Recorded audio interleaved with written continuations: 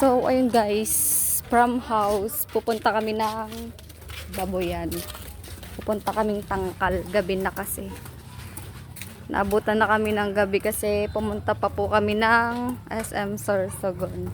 Kaya pupunta pa lang kami ng Tangkal. Pero malapit lang naman siya, galing bahay, papuntang Baboyan.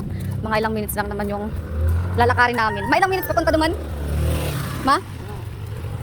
30 minutes. Dahil man daw. Mga ano man sana, anong oras na? 6:16. Bad mga 10 minutes man sana? 10 minutes, try natin. So, ayun guys. Si mama. Kakagulat naman to. So, ayun guys. Anion na tabi kami sa ano, Iraya. Sa Iraya. Mga parang ano, minuto. Kasi 16. Ano pa lang naman, 6 minutes pa lang naman eh. 22. 6 minutes man lang nalakaw. So, sabi yung tang ano, 8 minutes or 10 minutes nalakaw. Hali sa balay pa siring digdi sa Tangkal. Anan mas solar na andyan nagamit?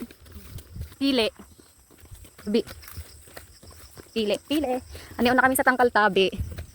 Hindi pa makinag-ugik, ibig sabihin. Hindi pa siya na. Huna ko. Nag-ugbo na? Huna ko, nag-ugbo na. Sisay.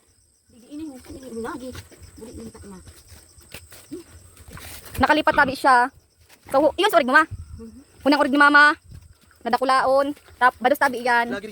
So, maugbo na. Ang due date nga is May 26 sa pag-ugbon. Nakaagi? That's impossible. Maugbo na tabi yan sa 26. Pero baka hindi nabutan ng 26. Baka manganak na siya. Then, ito naman ang aking baby. Okay. Ito naman ang aking baboy. Buntis din po yan. So, mga July pa po yan. Manganganak. Tapos, ito naman ang baboy na kakatayin para sa piyesta. Ngayong piyesta. May 26-27 po ang aming piyesta. Kakatayin ka na, B! Shhh! Ugik. Kakatayin ka na sa piyesta. Mga perang kilo na ini, ma? Ma?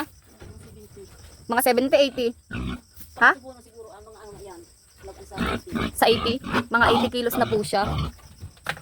Kasi malaki na rin po yan eh. Kakatayin ka na sa piyesta, B. Mga 80 kilos ka na. Hi! Ugik. Ayan po. 3. Ito yung kakatayin para sa piyesta. Tapos ito naman yung aking ugik. Yung aking baboy, buntis din po yan.